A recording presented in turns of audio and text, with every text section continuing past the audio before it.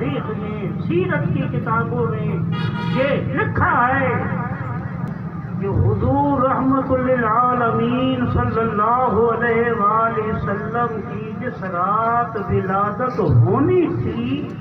اللہ تعالیٰ نے فرشتے جبریل امین کو حکم دیا کہ 2 جھنڈے اور فرشتوں کی جماعت لے کر زمین پر جاؤ،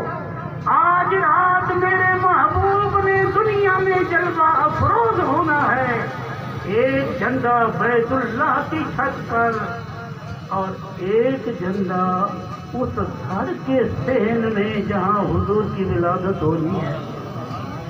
جبریل اکیلا نہیں آیا تھا، بڑا تصور میں لائے، جبریل تمام فرشتوں کا رسول، تمام فرشتوں کا سردار آگے چلتا ہے اور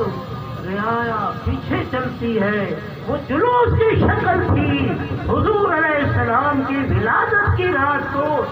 نوری مخلوق جبریل